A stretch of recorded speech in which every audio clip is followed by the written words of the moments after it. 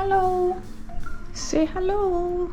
Okay, so today is another recap of my week as a therapist, and I'm going to walk you through my last 2 weeks.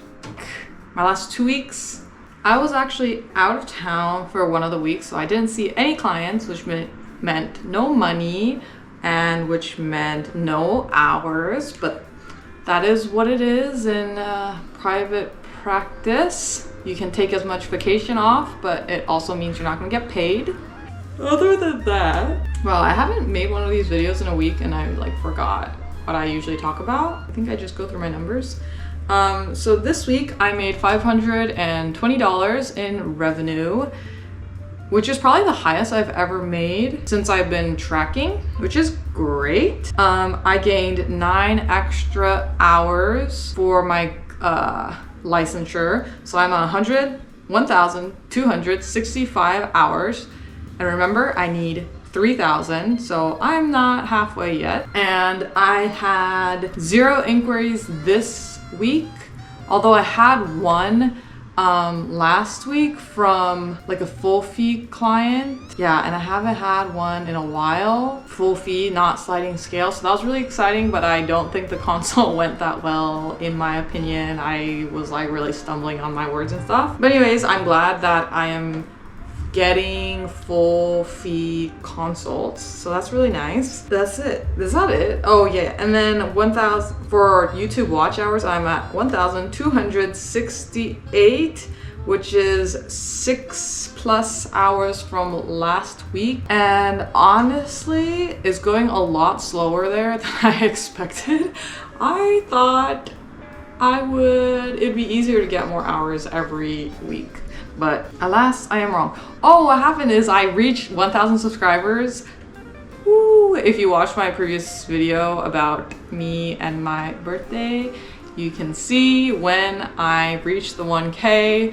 It's very exciting in my opinion. Yeah, and I'm still learning how to enjoy this whole thing and make sure I'm not doing it for all of you, no offense. I'm want to be making these videos for myself so that I stay on track, marketing and all these things I have to be doing to be making more money as a therapist. And also I have record of what it was like to go through this process, because man, I can't wait until I'm figured out all of my therapy marketing things and I can be phew, wow, what a rough time that was in the past.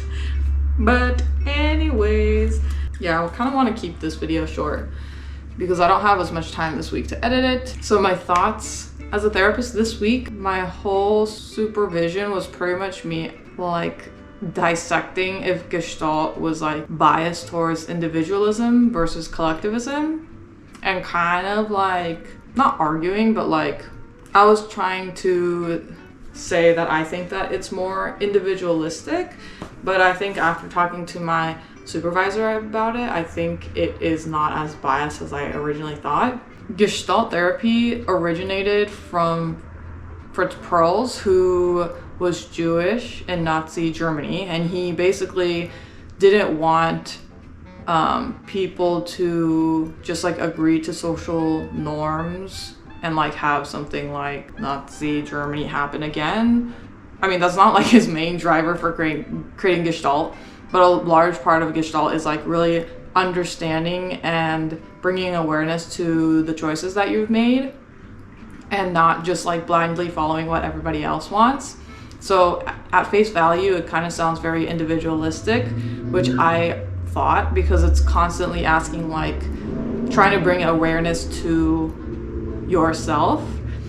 And for example, when I'm talking to clients about family, when I ask questions okay, so what do you want? What are your needs? And I keep asking those questions, I can't help but feel I'm veering them towards individualistic values. But I think sometimes I get too worried that I'm leaning more individualistic. My supervisor was pretty much saying if I ask an individual okay, what are your needs? the individual can have choice there to have needs for solely themselves or needs that are necessary for a larger unit like a family.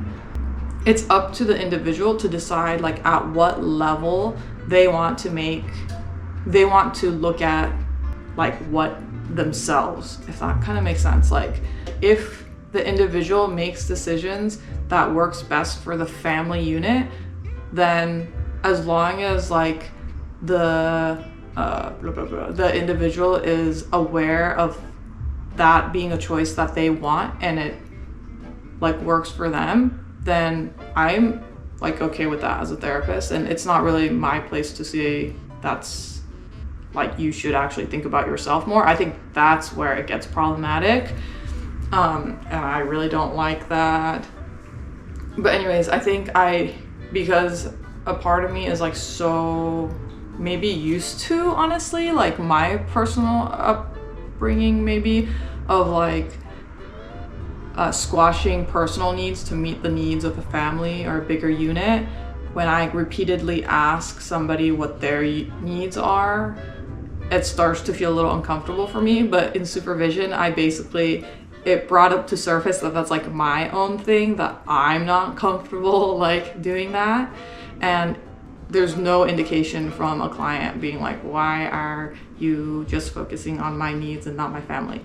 So anyways, that's kind of like what I've been thinking about a little bit, or just like something that like kind of brought more clarity in my supervision. Like I said, trying to keep it short because I don't want to take too long editing this week. Okay, so I'll talk to you later. Bye-bye.